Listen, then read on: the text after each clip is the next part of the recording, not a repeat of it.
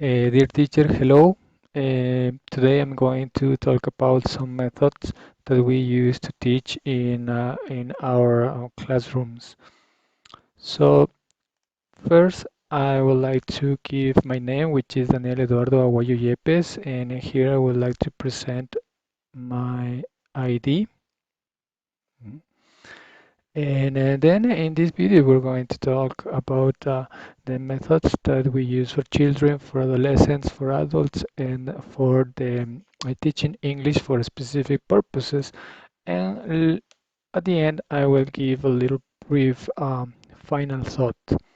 Okay, so I have selected one method uh, for children and another one for adults and so on. So the method that I have chosen is the total physical response to teach children. And here we do have a very important name, which is James Asher.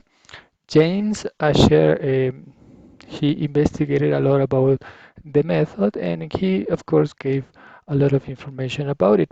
So let's see the principles. The main principle that he says is that children already have a program in their brains, and this program is to allow them to learn the language, of course.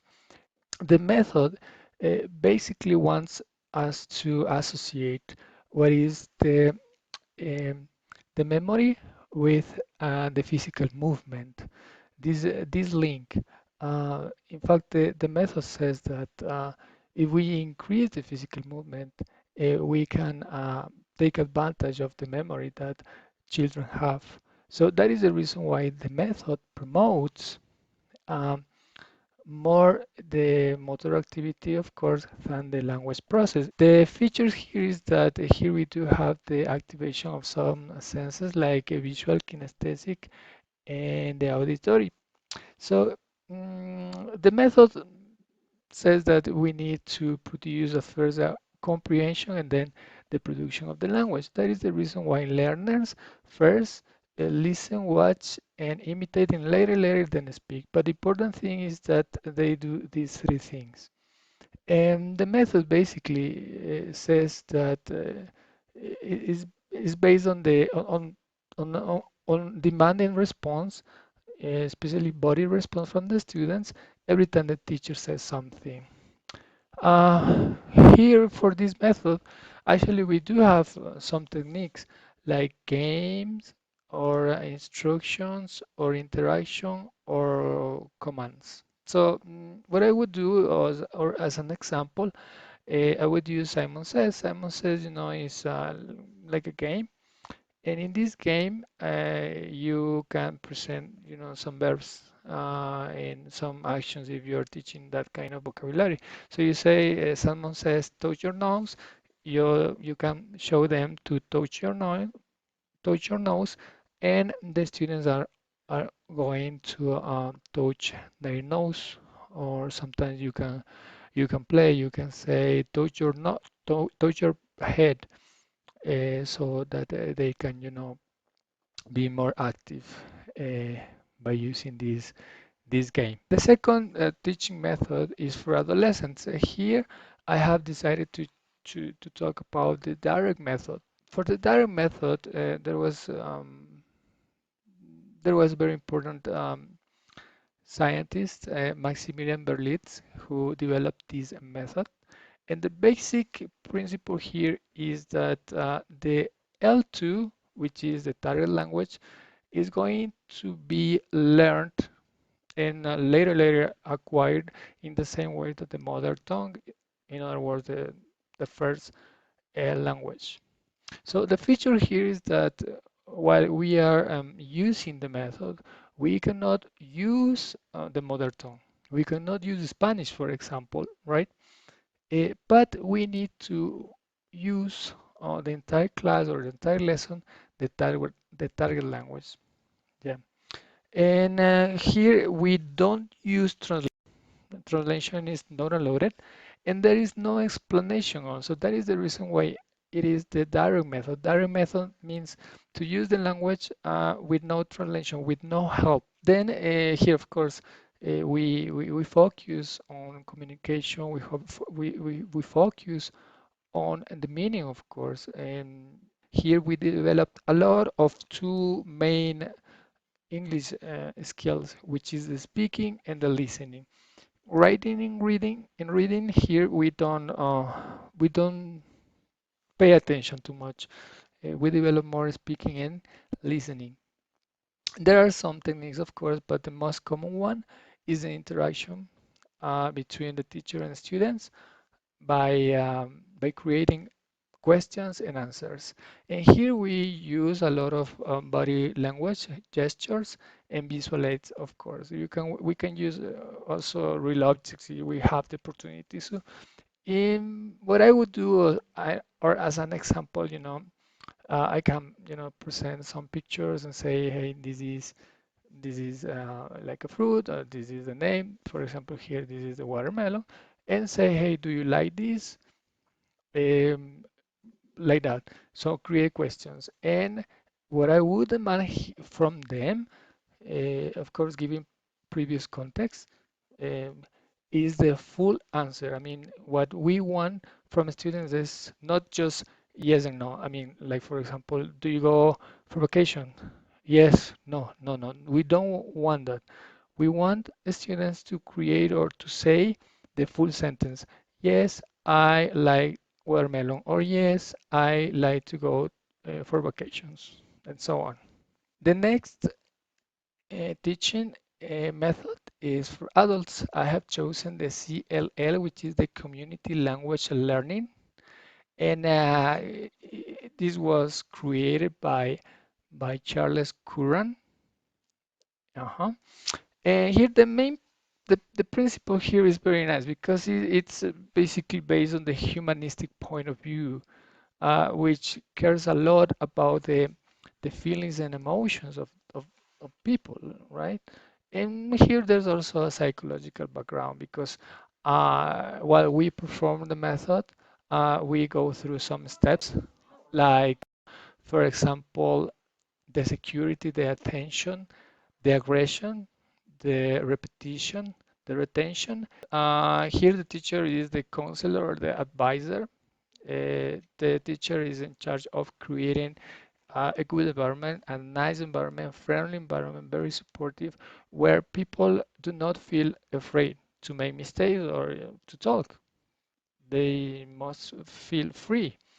Um, there is no here we don't use texts. We just try to communicate, but while we communicate, we don't want to correct language every single time. The method, of course, is based more on the cooperation than competition. And here we only use native language, of course. So the learning here is based on the interaction within the community. There are some techniques here that we can use, for example, um, transcription, translation, the inductive teaching of grammar, the repetition and reflection, and also group work. As an example, what I would do is, for example, to create small groups. Let's say, for example, 2 or 3 people per group, and they can discuss. You can give time just to ask them to record something or to take notes, and later to analyze some structures of grammar or something like that. And the last method is for teaching English for specific purposes. So here I have decided to talk about communicative language teaching, and which is, a very famous method nowadays. So here the same thing. The principle is like the previous one, very humanistic, because we want them to, our students, to feel free to speak and to communicate. That is the reason why here we look for the communicative competence, which is related to the use of language in a specific context, or especially in real life situations. Some of the features is that here, as I said, the teacher is a facilitator, is a friend, helps a lot, guides, the students actually. So here we we also are going to have adults who already know some English, but they want to be just more very specific. So they are going to go to the course, but with specific needs, especially for two things, for the work or for the academic reason.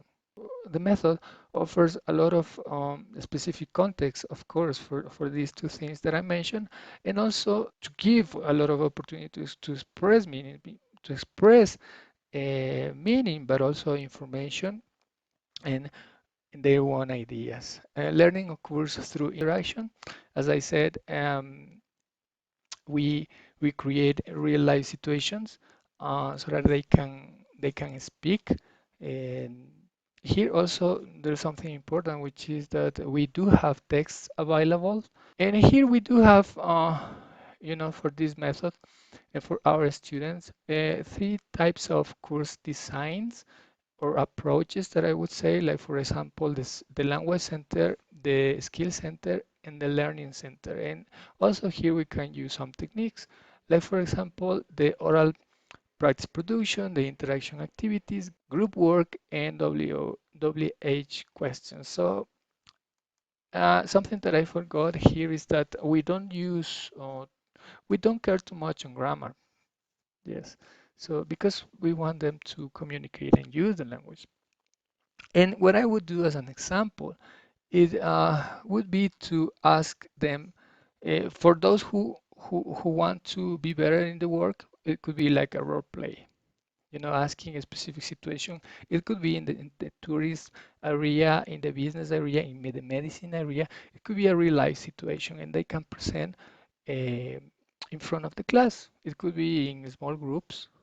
Um, and for the other one, which is the academic, I would ask them to make like a research project. It could be like including a experiment, uh, and they can show to the students, and the students are going to make questions about that experiments, of course, with results, with hypotheses, and so on. Well, my thought is that you know every single method has good things, and we as teachers, we need to not only see the age, but also the proficiency of the whole group, which is difficult because the whole group is not going to have the same level of English. But anyways, um, I think that is a good way to learn always, to try to improve, to try to get along with other students. Nowadays, we we have a lot of good material which focuses more on the communicative thing than the grammar thing. So I would like to thank you and see you.